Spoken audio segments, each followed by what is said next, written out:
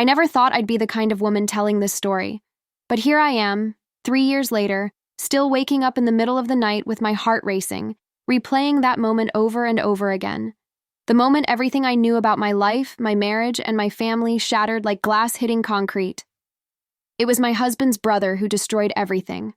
But the truth? I let him. Let me start from the beginning, because you need to understand how a woman like me, a devoted wife, a loving mother, a respected elementary school teacher in Portland, Oregon, could end up at the center of the most devastating scandal our family had ever seen. My name is Sarah. I'm 34 years old, and until that November night, I thought I had the perfect life. I was married to David for 9 years. We met in college, fell in love over late-night study sessions, and dreams of building a future together. We had 2 beautiful children, Emma, who was 7, and little Noah, who had just turned 5. We lived in a charming craftsman house in a quiet neighborhood where everyone knew each other's names. David worked as an architect at a prestigious firm downtown. I had my teaching job that I loved. We had family dinners, weekend trips to the coast, birthday parties in our backyard. From the outside, we were the American dream. But perfection is just a mask we wear, isn't it? And masks eventually crack. David's younger brother, Marcus, had always been the opposite of my husband. Where David was responsible and steady, Marcus was unpredictable and intense. Where David planned every detail of his life, Marcus lived in the moment, chasing whatever felt right at the time. He was a photographer, traveling the world for months at a time, sending postcards from Thailand, Morocco, Iceland. He'd show up at family gatherings with stories that made everyone lean in closer, tales of adventures that made our suburban lives feel small and ordinary. I'd be lying if I said I never noticed him. Marcus had this energy, this presence that filled a room. Dark hair, always slightly messy, tattoos covering his forearms, eyes that seemed to see right through you. But he was my brother-in-law, family. There was a line there, thick and unmistakable, and I never even considered crossing it, until he came home broken. Marcus returned to Portland in October, 3 years ago. He'd been in a car accident in South America, fractured his leg, and his camera equipment was destroyed. He needed a place to stay while he recovered, and David, being the responsible older brother, the one who always took care of everyone, insisted Marcus move into our guest room. "It'll just be a few weeks," David promised me, "until he's back on his feet and can figure out his next move." If you're watching this and you've ever made a decision that changed your entire life, please hit that subscribe button right now, because you're going to understand exactly what I'm about to tell you. And if you haven't experienced something like this yet, trust me, you need to hear this story. Those first couple weeks were fine. Normal, even. Marcus was quiet, dealing with his pain, spending most of his time in his room. I brought him meals, made sure he had his medications, treated him exactly like I would treat any family member who needed help. David was working longer hours than usual, a big project at the firm that had him leaving early and coming home late. The kids loved having Uncle Marcus around, would sit with him and look at his photography books, begging for stories about his travels. It all seemed so innocent. Then came the night of our anniversary, November 14th. David and I had plans for dinner at our favorite Italian restaurant, the one where he'd proposed to me all those years ago. My mother was watching the kids. I'd bought a new dress, deep blue, the kind that made me feel beautiful and wanted. I was excited, genuinely excited, because lately David and I had been like ships passing in the night. Work, kids, bills, responsibilities. We needed this night to reconnect, to remember why we fell in love in the first place. David called at 6:30. His voice was tight with stress. The client meeting was running late. There was a crisis with the building permits. He wouldn't make our 7 o'clock reservation. "I'm so sorry, Sarah. Can we reschedule? This project, I can't lose it." I told him it was fine. What else could I say? But as I stood there in my new dress, looking at myself in the mirror, something inside me cracked. Not broke, not yet. Just cracked. A hairline fracture in the foundation of our marriage. Marcus found me sitting on the back porch, still in that blue dress, a glass of wine in my hand. "You look too beautiful to be sitting here alone," he said, and there was something in his voice, something I should have recognized as dangerous. "David's working," I replied, trying to keep my tone light. Anniversary dinner got postponed. That's criminal, Marcus said, settling into the chair next to me. He'd been walking without his crutch for a few days now, his recovery progressing well. 9 years and he's choosing work over you? I defended David. Of course I did. Talked about the pressure he was under, the importance of this project for his career, how he'd make it up to me. But Marcus just looked at me with those seeing-through-you eyes and said, Sarah, when was the last time he really looked at you? Like actually saw you? If you've ever had someone ask you a question that you've been avoiding asking yourself, you know what happened inside me in that moment. Subscribe to this channel if you want to hear more stories like this. Stories about the moments that change everything. We talked for hours that night. About dreams deferred. About the person you become when you're always putting everyone else first. About the difference between being loved and being seen. Marcus told me about a woman he'd met in Barcelona, how she'd taught him that life was too short to live in black and white when color was available. I told him things I'd never said out loud, about how sometimes I felt invisible in my own marriage, how I couldn't remember the last time David had really kissed me, not just a peck before work, but a kiss that made me feel alive. How I loved my children more than breathing, but sometimes mourned the woman I'd been before motherhood. The one who took chances and stayed out too late and didn't always play it safe. The wine kept flowing.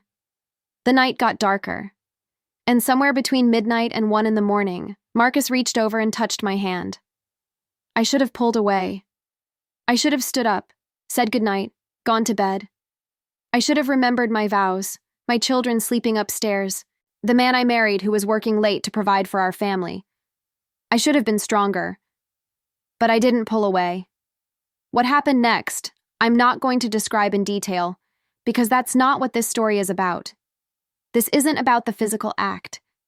It's about the moment you choose yourself over everyone else, the moment you decide that your unhappiness matters more than your promises, the moment you become someone you don't recognize. We didn't sleep together that night, not completely, but we crossed enough lines that there was no going back. We crossed enough lines that guilt became my new shadow. The next morning, I woke up in my own bed, David snoring softly beside me. He'd come home around 2, exhausted, and I'd pretended to be asleep. Marcus's door was closed. The house was quiet. And I sat there, watching the sunrise through our bedroom window, knowing that everything had changed and no one else knew it yet. Make sure you subscribe right now, because what I'm about to tell you next is where everything really falls apart. For 3 weeks, I lived in a special kind of hell. Marcus and I didn't talk about what happened. We barely looked at each other. But the tension in the house was like electricity, crackling in every room. I threw myself into being the perfect wife, the perfect mother, the perfect teacher. I made David's favorite meals. I was extra patient with the kids. I graded papers until my eyes hurt, anything to keep my mind occupied. I thought if I could just be good enough, work hard enough at being the person I was supposed to be, I could erase that night. I could make it unhappen. But guilt doesn't work that way. Guilt grows. It spreads like mold in dark places. David's mother, Patricia, decided to host Thanksgiving at her house that year. The whole family would be there. David's father, his sister Rachel and her husband, all the kids. Patricia loved these big family gatherings, loved having all her children under one roof. She'd been planning the menu for weeks, calling me with questions about what the kids would eat, what time we should arrive, whether we could bring the pumpkin pie. I dreaded it. The thought of sitting at that table, passing the mashed potatoes, smiling and laughing while carrying this enormous secret, made me physically ill. But what choice did I have? Cancel Thanksgiving? Confess everything to David 2 days before his favorite holiday?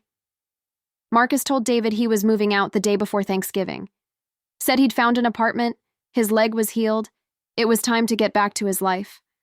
I felt relief wash over me like cold water. He was leaving. The temptation was being removed. I could go back to my normal life. Bury what happened, pretend it was just a moment of weakness that didn't have to define everything. That relief lasted exactly 24 hours. Thanksgiving Day. Patricia's house was warm and full of the smells of turkey and stuffing and her famous cranberry sauce. The kids were running around with their cousins. David was helping his father fix something in the garage. The women were in the kitchen, and I was mashing potatoes when Rachel, David's sister, pulled me aside. Sarah, can I talk to you for a second? Her face was serious, concerned. Rachel and I had always gotten along well. She was more than a sister-in-law. She was a friend. We had lunch together once a month, talked about the challenges of raising kids, supported each other. We stepped into Patricia's study, away from the noise of the kitchen. Rachel closed the door. I need to ask you something, and please, just be honest with me. My heart was already racing. Of course, what's wrong? Is something going on between you and Marcus? If you've ever had your worst fear spoken out loud, hit that subscribe button, because you know the feeling I had in that moment. The floor dropping out from under you, the air leaving your lungs, the world tilting on its axis. What? No. Rachel, why would you ask me that? I was already defensive, already lying, and I could hear it in my own voice. Rachel's eyes filled with tears. Because Marcus told Tyler. Tyler was her husband. They were having drinks last week, and Marcus was talking about leaving Portland. And he said something about how he'd messed up, how he'd crossed a line with someone he shouldn't have. Tyler pressed him, and Marcus admitted it was you. That something happened between you two. The room spun. Marcus had told someone. Why would he do that? We'd agreed silently but clearly that what happened would stay buried, that we'd both just move on and never speak of it. Rachel, But what could I say? Deny it? Her eyes told me she already knew the truth. Does David know? She asked, her voice barely a whisper. No. Rachel, please, it was one night. One mistake. We were drinking and talking, and it just... I was crying now, words tumbling out. Nothing really happened. We didn't actually... Sarah, stop. Rachel held up her hand. I don't need the details. What I need to know is what you're going to do about it. What was I going to do about it? I hadn't thought that far ahead. I'd been living in denial, pretending that if I didn't acknowledge it, it didn't exist. I don't know, I whispered. Rachel paced the small study. Tyler wants to tell David. He says it's not right keeping this from his brother. I convinced him to wait, to let me talk to you first. But Sarah, you have to be the one to tell him, before someone else does. Make sure you're subscribed because what happened next at that Thanksgiving dinner is something I still can't fully process.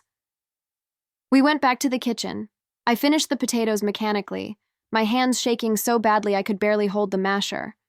When Patricia called everyone to the table, I sat down between my children, Emma on one side and Noah on the other. David was across from me, smiling, relaxed, completely unaware that his world was about to implode. Marcus sat at the end of the table, and when our eyes met, I saw something there. Regret? Sorrow?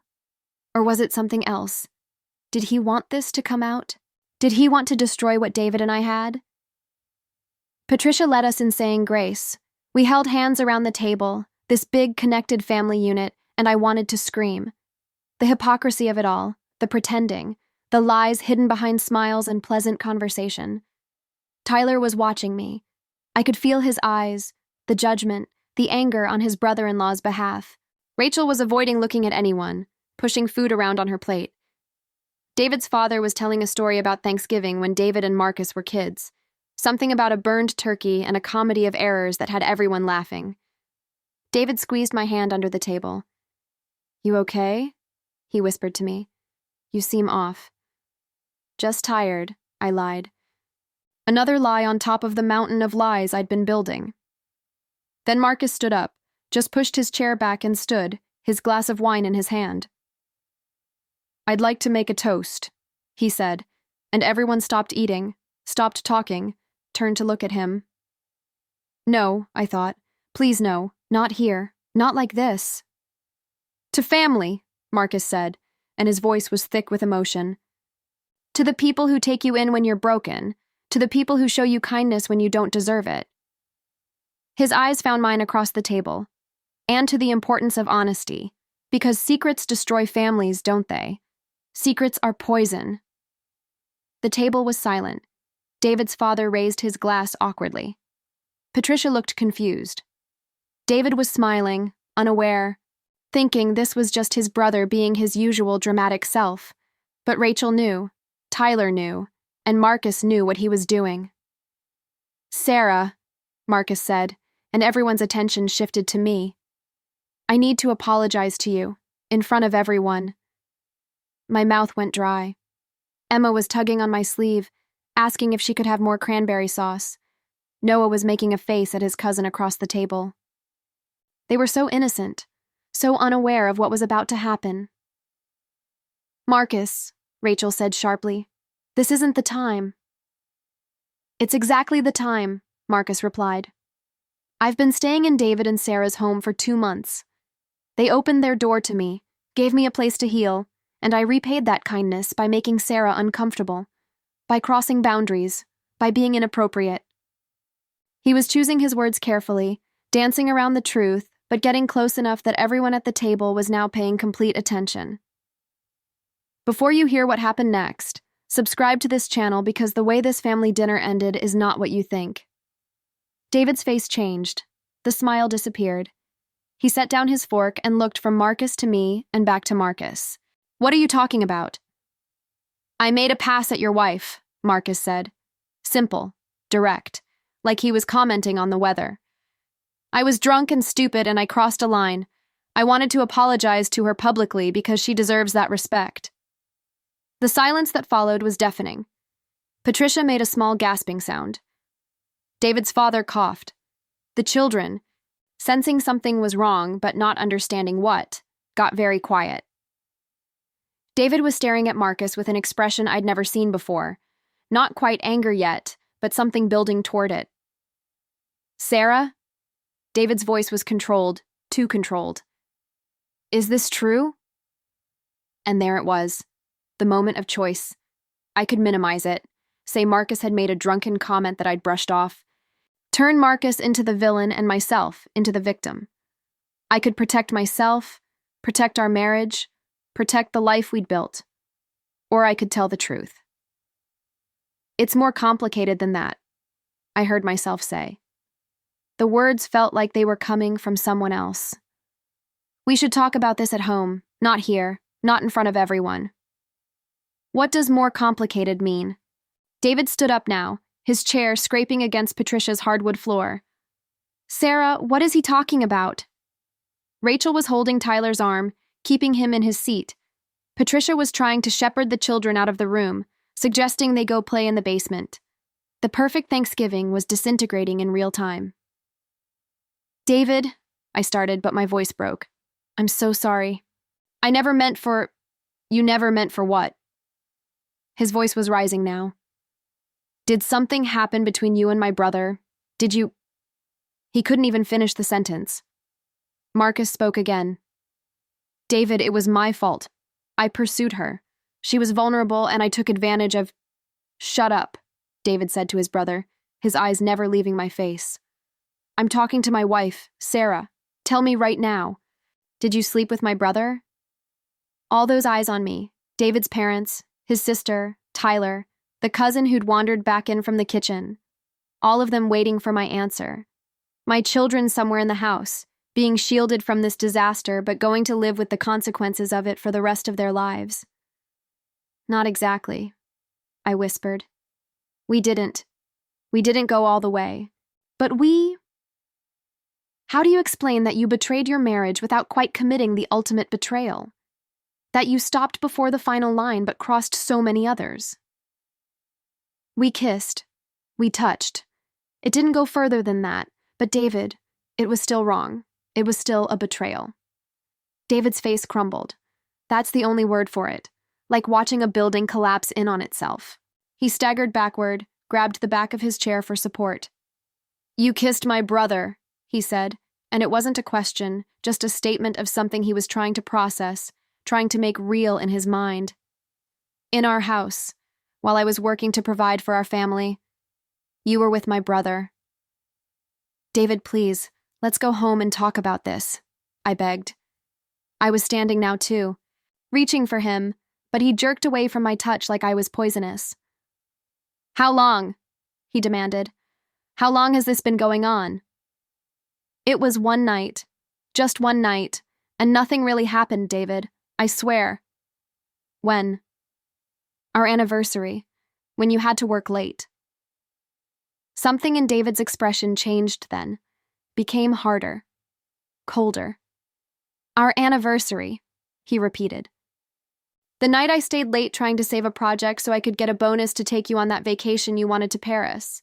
I was working for us, for our family, and you were... He turned to Marcus. Get out of my parents' house. Get out of my life. You're dead to me.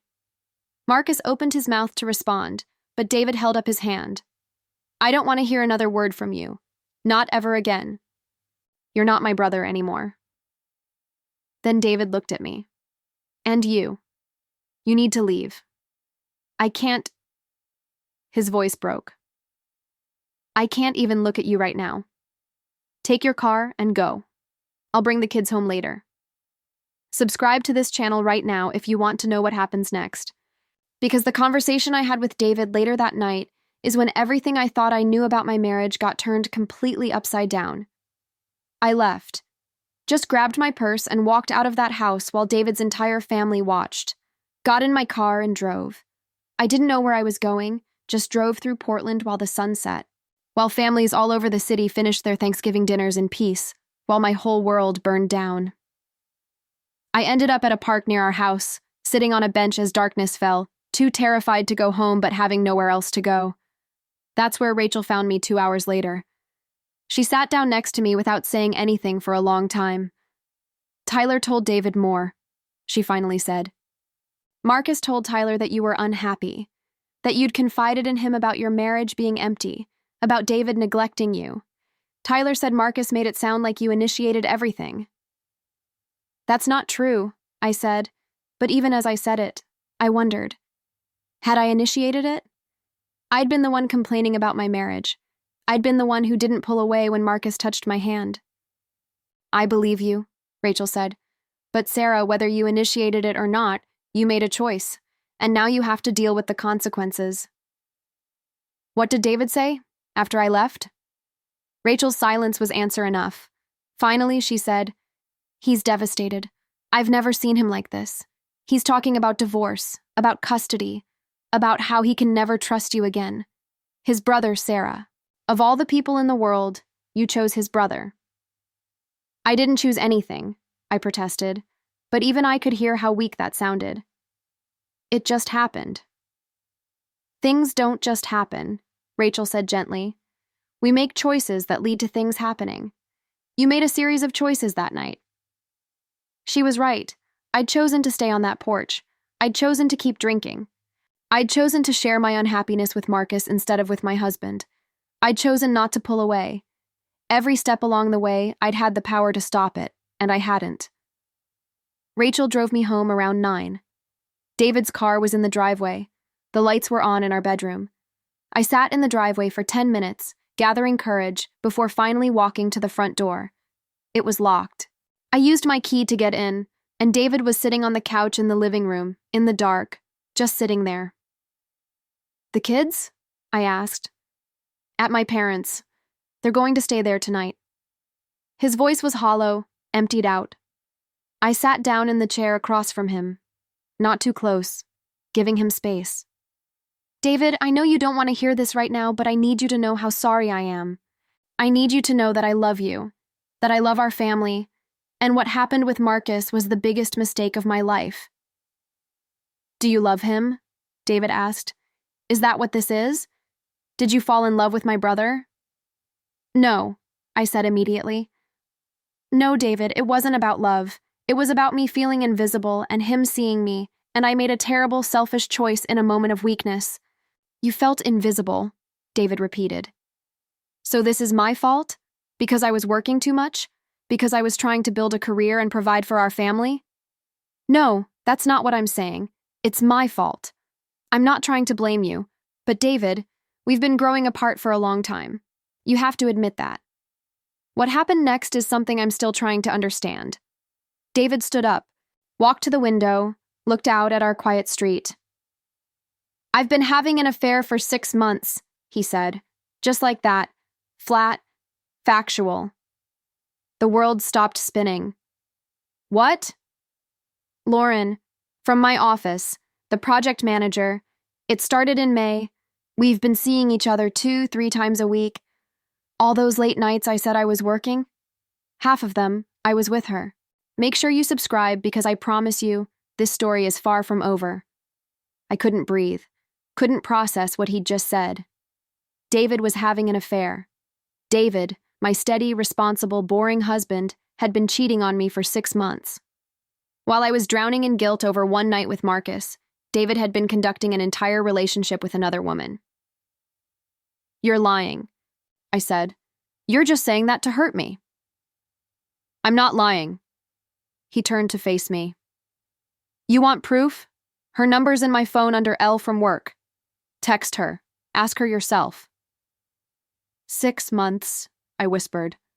"Our entire anniversary. You talking about how sorry you were for missing dinner, and you were—" "I was actually with Lauren that night," David confirmed. "There was no client crisis. There were no building permit issues. I took her to dinner at that Italian place, the one where I proposed to you." The cruelty of it hit me like a physical blow. "Why?" I asked. "Why would you do that?" "Same reason as you," David said. "Because I was unhappy. Because our marriage has been dead for years and we've both been pretending it isn't. Because Lauren makes me feel like I'm more than just a paycheck and a father. Because I was lonely, Sarah. Lonely in my own marriage, sleeping next to someone who hasn't really wanted me in years." "That's not true," I said. "But was it? When was the last time we'd made love and it wasn't just going through the motions? When was the last time we'd talked about anything other than the kids' schedules and bills and house repairs?" "The difference between us," David continued, "is that you chose my brother. You betrayed me with family. I kept my affair separate, away from our life. Lauren knew I was married. She knew I had kids. I never pretended otherwise. But you brought my brother into our home. Into our bed." "We weren't in a bed," I interrupted. "We were on the back porch, and I never claimed to be better than you. I'm not sitting here on some moral high ground. I was crying again. "I just don't know what we do now." David sat back down on the couch. We sat there in the darkness of our living room, in the house where we'd raised our children, where we'd celebrated Christmases and birthdays and ordinary Tuesdays, and we were strangers. "I don't know either," David admitted. "Part of me wants to burn everything down, file for divorce tomorrow, fight you for custody, make you pay for what you did with Marcus. And the other part? The other part knows that I don't have the moral authority to do that anymore. The other part wonders if we've been fighting the wrong fight. Maybe the problem isn't Marcus or Lauren. Maybe the problem is us. Maybe we've been holding on to something that stopped being real a long time ago." I wanted to argue with him, to say that our marriage was real, that our love was real, that we could fix this if we just tried hard enough. But sitting there in that dark living room, I wasn't sure anymore. How do you fix something when you can't even remember what it looked like before it broke? We talked until 3 in the morning, not about Marcus or Lauren, but about everything that led to them, about how David felt I'd stopped seeing him as a partner and started seeing him as just a provider, about how I felt he'd checked out of our emotional life years ago, about resentments we'd been storing up like ammunition, about needs we'd stopped expressing because we were afraid of the answer, about the moment when we'd stopped being David and Sarah, lovers and partners, and became just mom and dad, co-managers of a household. "Do you still love me?" I asked him as the sun started to rise. David was quiet for a long time. "I don't know," he finally said. "I love the memory of you. I love the mother of my children. But do I love who you are now? Who we've become together? I honestly don't know." "That's fair," I said, because what else could I say? If you're still watching, hit that subscribe button, because the decision David and I made after that night is not what either of us expected. We decided not to decide. Not immediately. We told the kids that Mommy and Daddy were going through a hard time, but we loved them very much. We moved into separate bedrooms. We started couples therapy with Dr. Brennan, a therapist recommended by my principal at school. We agreed not to contact Marcus or Lauren while we figured things out. We functioned like roommates for 3 months, polite and civil and carefully distant. The therapy was brutal. Dr. Brennan didn't let us hide behind excuses or blame each other. She made us look at our own contributions to the breakdown, made us talk about intimacy, not just sexual but emotional, made us ask the hard questions. Do you want to save this marriage because you love each other or because you're afraid of change? Are you staying for the kids or for yourselves? If you could design your ideal relationship, would it look anything like what you have now? During those 3 months, something unexpected happened. We started talking to each other again. Really talking. Not about schedules or logistics, but about feelings and fears and hopes. David told me about how invisible he'd felt, how he'd been drowning in responsibility while I seemed to drift further and further away. I told him about losing myself in motherhood, about forgetting I was a woman with needs and desires beyond taking care of everyone else. We both admitted we'd stopped trying, stopped pursuing each other, stopped making our marriage a priority. Marcus left Portland, moved to Seattle, last I heard. He sent David a letter apologizing, but David burned it without reading it. The relationship between them is broken, maybe permanently. David's parents know some version of what happened, enough that family gatherings are awkward and tense. Rachel and Tyler have been surprisingly supportive, though I know Rachel judges me. I can see it in her eyes sometimes. Here's what I learned through all of this. Betrayal isn't just a single act. It's 1,000 small abandonments that lead up to the big one. David and I had been betraying each other for years, just in socially acceptable ways. He betrayed me every time he chose work over our connection. I betrayed him every time I prioritized everyone else's needs over nurturing our relationship. The affairs, mine with Marcus and his with Lauren, were just the visible symptoms of a disease that had been spreading through our marriage for a long time. Dr. Brennan asked us in one session, if you could go back to that moment when things started to go wrong, would you do anything differently? And the truth is, I don't even know when that moment was. Was it when we had Emma and stopped being partners and became parents? Was it when David took the job at the prestigious firm that paid well but demanded everything? Was it when I stopped dressing up for him? When he stopped complaining about being tired so he could make love to me? When we started living parallel lives instead of an intertwined one? Subscribe to this channel if you want to support real stories about real struggles, because sharing this is one of the hardest things I've ever done. 3 years later, David and I are still married. We're still in therapy. We have good weeks and bad weeks. Sometimes I look at him and see the man I fell in love with in college, the one who made me laugh and dreamed big dreams with me. Sometimes I look at him and see a stranger. I assume he feels the same way about me. We haven't fully healed. I don't know if we ever will. Trust, once broken, is like a shattered vase. You can glue the pieces back together, but the cracks remain visible. David sometimes looks at me and I can see him thinking about Marcus, about that night on the porch. I sometimes look at him and wonder about Lauren, about whether she's still in his life in some small way, whether he thinks about her. But we're trying. We have date nights now, every Friday. We have rules about phones and work and making time for each other. We have honest conversations about when we're struggling instead of letting resentment build. We're learning to be vulnerable with each other again, which is terrifying and necessary. The kids are okay as kids can be when their parents go through something like this.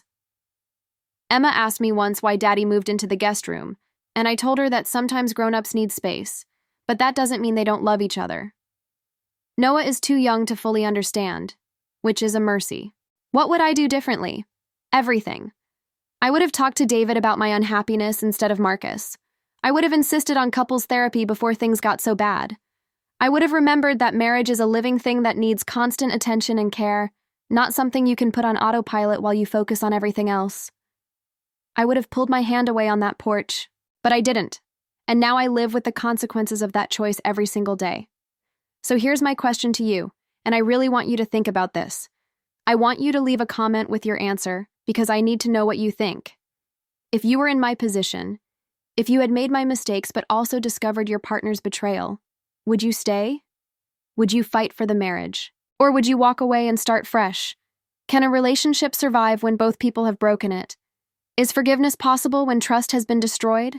Make sure you're subscribed to this channel because I'll be reading your comments, and maybe, in a future video, I'll talk about where David and I are now and whether we made the right choice. What would you do in my place? Tell me in the comments, because 3 years later, I'm still not sure I know the answer.